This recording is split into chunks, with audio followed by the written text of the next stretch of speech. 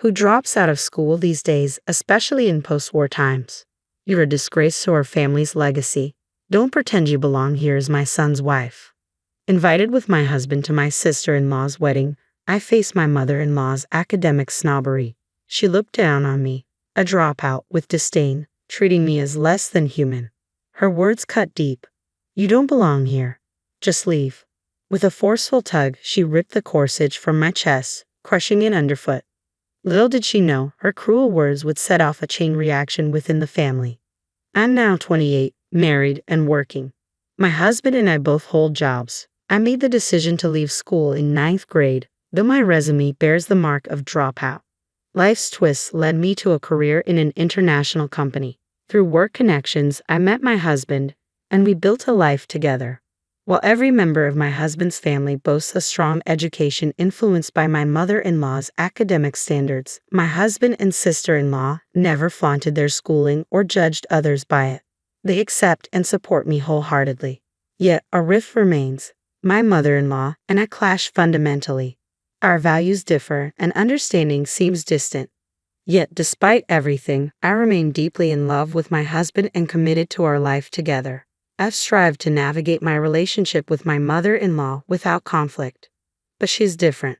When she dislikes someone, she doesn't just ignore them. She goes out of her way to belittle them. Once at a family dinner to which we were invited, I discovered a separate meal prepared just for me. This should be sufficient for a dropout like you, my mother-in-law remarked icily. I can't fathom anyone dropping out these days.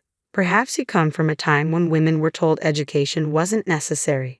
In front of me sat only a bowl of green bean soup and a small serving of mashed potatoes. You should be grateful for what you have, my husband unexpectedly interjected, clearly taken aback. You've clearly prepared to disappoint my wife first and then surprise her later, he remarked knowingly, aware of his mother's intentions toward me. Before leaving home, he had reassured me, I'll always have your back. Sister-in-law arrived a bit late, apologizing cheerfully as she laid out the dishes she had brought. I've brought some exquisite delicacies that cost $11,000 per gram. I wanted to share them with you, sister-in-law, and of course with you too, Mom. It became clear to me what my husband meant by protecting me. Mother-in-law, unable to conceal her disdain, looked visibly bored, yet she wasn't one to concede easily. Speaking of which, my nephew has been accepted into Montessori schools of America. I wonder if you, as a dropout, can grasp the caliber of such an institution.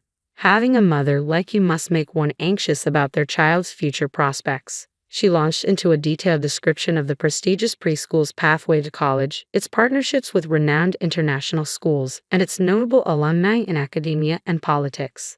Her speech seemed rehearsed, and she seemed satisfied as she concluded. So what do you think? She knew I wouldn't be familiar with such institutions in my own country, deliberately setting me up to stumble. People used to say that dropping out was a national disgrace, remarked my father-in-law, usually quiet but choosing to remain silent in the face of my mother-in-law's harsh words. Well, he can't, he added softly. My sister-in-law, unfazed by our mother-in-law's boasting, spoke at her own pace. Occasionally, she'd compliment the food and glance at me for confirmation. I mostly tuned out my mother-in-law's monologue. Meanwhile, my husband persistently offered her more wine, perhaps hoping to keep her occupied. Leaning over, my sister-in-law whispered in my ear, I'm sorry, just endure a little longer. Visiting their house always leaves me drained, but I don't want to concern my husband or sister-in-law, so I put on a facade of enjoyment. Perhaps I'm simply a bit slow to adapt. Mother-in-law is resolute and firmly believes in her own opinions. Both my husband and sister-in-law understand that openly challenging her is futile. Our only choices are to endure her or mentally disconnect. Yet I'm uncertain how much longer I can keep this up. I endure her hurtful comments, especially since her mistreatment extends beyond occasional visits. Often she shows up unannounced at our home. Here's my son's favorite, she'll declare, adding, it's not for someone like you who dropped out. She brings gifts but never includes anything for me. Once, she insisted I fetch a specific brand of tea she prefers, only to leave before I returned. It's bearable when my husband is present, but when I'm alone with her, I feel trapped. She'll spend hours lecturing me about the accomplishments of the well-educated and implying that those with less education diminish our. I never disclose these incidents to my husband when he's away. I don't want to burden him further with worries. Then one day, an invitation arrives politely announcing sister-in-law's arranged marriage to her longtime boyfriend. Sister-in-law and I share a close bond. She considers me a sister, and we often enjoy shopping and dining together. Her invitation filled me with joy, and I gladly accepted. On the wedding day, I arrived early at the venue for a hair appointment. Before my husband, to my surprise, mother-in-law was already there. Spotting me, her expression turned furious. I braced myself, anticipating criticism about my attire or makeup, and greeted her calmly. Instead, she loudly exclaimed, "Why is someone like you even here?" Her words echoed through the venue, exposing her academic elitism even at such a solemn occasion. In the midst of numerous guests, she seemed determined to highlight my educational background as an issue. Our family is esteemed for its education. Everyone here is accomplished, except you, who dropped out. How can you sit among us? Her words cut through the air, carrying the weight of her disdain. My daughter has even expressed regret for considering you a sister. She only wanted your brother here and hoped you wouldn't show up, she added, her tone sharp and unforgiving. Please remove that tacky corsage, she demanded, then forcibly tore it from my chest and crushed it underfoot. It had been a gift from my husband, chosen with care. Shocked and hurt, I turned away from my mother-in-law and hurried out of the venue. I ran until my heels threatened to give way, finally stopping to catch my breath on a nearby bench. As I scrolled through messages and photos with my supportive sister-in-law, I tried to steady my emotions. Reflecting on her sincerity, I felt ashamed for briefly doubting her amidst my mother-in-law's cruelty.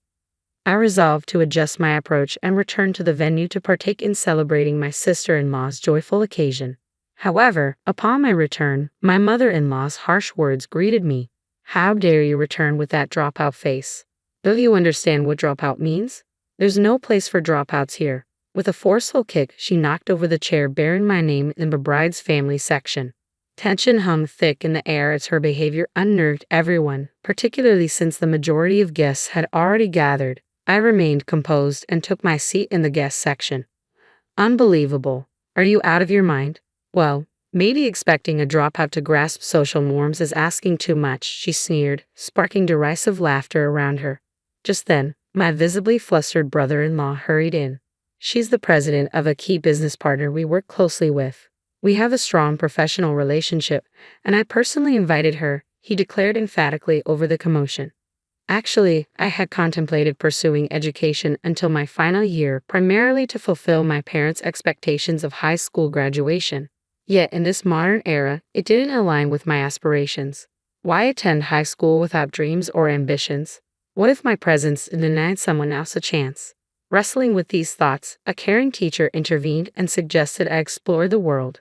With their support, I prepared to leave the U.S., embarking on a journey that would reshape my perspective. In the U.S., merely taking the gap year can sometimes be seen as a mark of failure in life. However, I discovered that this isn't universally true. Around the world, learning can occur at any time, and formal schooling isn't the sole pathway to knowledge. I came to understand that languages aren't merely acquired but necessitated by the act of learning as required. I found fulfillment in living and working in diverse environments, cherishing cultures that valued individuals beyond their educational background or nationality. I returned to the U.S. briefly at my parents' request but soon resumed my travels between the U.S. and other countries. Discovering my passion, I established a U.S. subsidiary for a foreign company at the age of 23, 5 years ago. My company became a significant business partner with my sister-in-law's husband's company. When my sister-in-law extended a wedding invitation, it sparked a debate over whether to invite me as a family member of the bride or a business partner of the groom. My brother-in-law was unaware of the tension between me and my mother-in-law, but my sister-in-law knew better.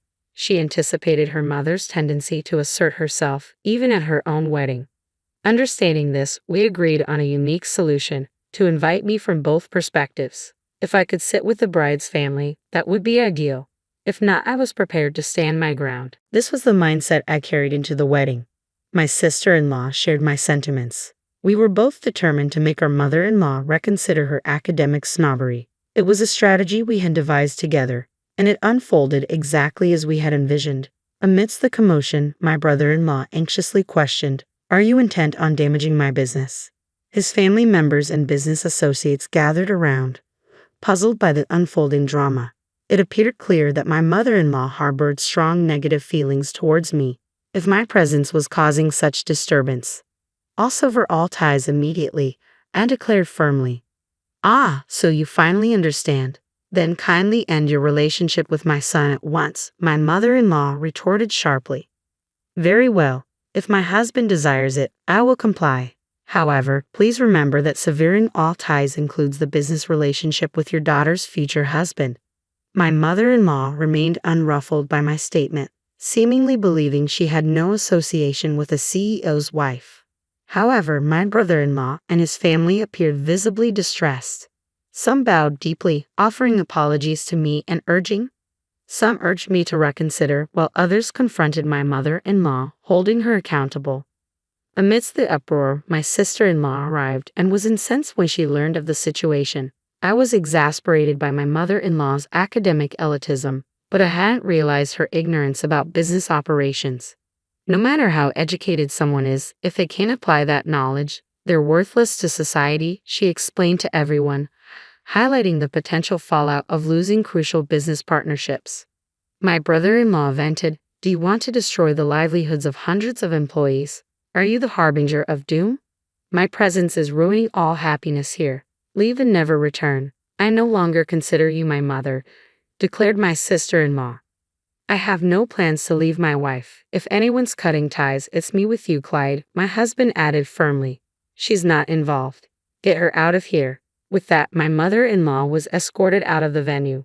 Despite the dramatic start, my sister-in-law's wedding and reception proceeded smoothly. It was an unconventional prelude, but the ceremony itself was beautiful, filled with joy and celebration. The newlyweds postponed their honeymoon due to work commitments but wasted no time addressing the issue with my mother-in-law. They took legal action through a lawyer, formally severing ties. Meanwhile, my brother-in-law's family also sued her, viewing her reckless behavior as a threat. My husband and I documented our decision to cut ties, outlining conditions that included no contact or approach, which our lawyer conveyed formally. Despite this, our business relationship with my brother-in-law's company remained unaffected. Upon hearing of these developments, my mother-in-law attempted to reconcile with the newlyweds but resorted to stalking them instead. She even appeared uninvited at their workplace, prompting security to remove her. Eventually, law enforcement had to intervene. Meanwhile, my usually quiet father-in-law took decisive action. Content after attending his daughter's wedding, he began preparing for divorce. When my mother-in-law returned home after an absence, he broke the news to her, provided some money, and asked her to leave. He had endured my mother-in-law's behavior in hopes that she would change, but witnessing his children's frustration, he realized he had reached his limit. Giving her money and sending her away was his last gesture of kindness, though she quickly wasted it. Despite her boasts of education, she had little understanding of the challenges faced by a woman living alone. It wasn't until she experienced it firsthand that she realized the harsh reality. Now reportedly residing in a dilapidated public housing unit, she faces a stark contrast to her previous life. Sometime later, both my sister-in-law and I became pregnant. We moved closer to each other, drawn by community support and welfare benefits. Our family has grown closer than ever. We aspire for our children to grow up in an environment free from prejudice and discrimination. Above all, our greatest wish is for their health and happiness. This is where our story rests for now. My father-in-law visits us regularly, maintaining a supportive presence since our family dynamics shifted. Each day feels perfect and filled with joy in our new life together.